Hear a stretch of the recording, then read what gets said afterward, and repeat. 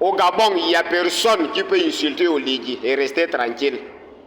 Au Cameroun, il n'y a personne qui peut insulter Paul Biya et rester tranquille. En Guinée équatoriale, il n'y a personne qui peut insulter Obiangema et rester tranquille. Pourquoi? Parce que les gens là sont réels.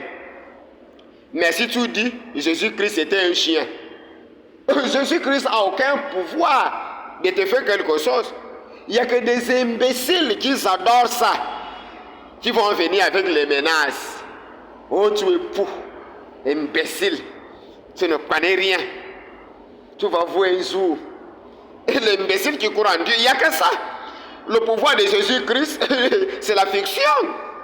Si tu dis Dieu n'existe pas, c'est l'entente des bordels qui court en Dieu qui va toujours t'attaquer.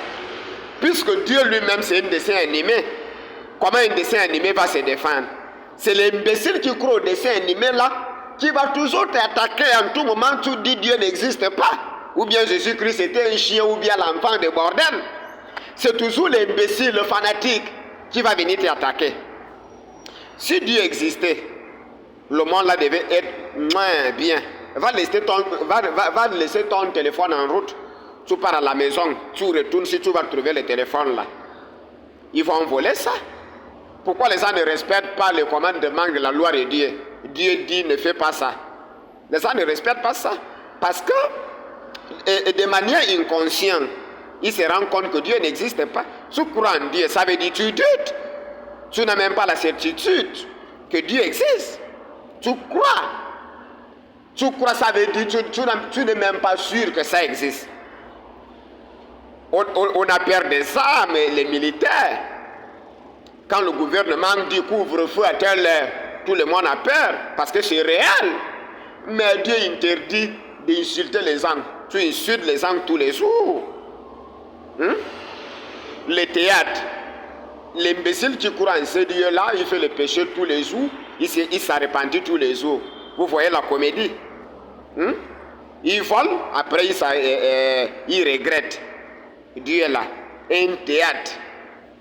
Depuis que je suis né, je n'ai jamais vu un homme de pouvoir qui a les armes, l'argent, l'influence, en train de dire je laisse ça sur les mains de Dieu. Jamais.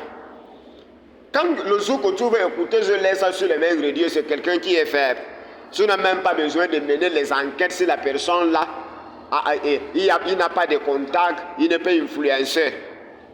Il n'y a que celui qui est pauvre. Parce que Dieu, c'était une illusion pour la personne qui n'a rien. Et en général, en train de laisser ces problèmes sur les mains de Dieu, ça va commencer comment? Quand l'imbécile a l'affaire avec un pauvre comme lui, il part au commissariat, il porte plainte, ou bien il agit avec la brutalité. Quand c'est avec le ministre, oh, il va voir ça avec Dieu. Clairement, parce qu'ils ont fabriqué ça pour Dieu. L'homme de pouvoir n'a pas peur de ce Dieu-là. C'est comme ça, il y a des imbéciles qui disent, oh, tu dis Dieu n'existe pas, les hommes de pouvoir partent à l'église. Tu es bête. Donc le jour que tu vas me voir à l'église, ça veut dire que je crois en Dieu.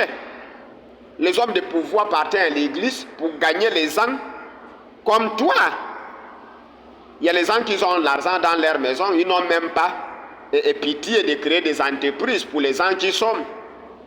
Je peux même dire que Dangote croit en Dieu, puis même si Dieu n'existe pas. Regardez les sacs. Il a plus de 1 million de travailleurs. Et les travailleurs là ont les bourses pour nourrir.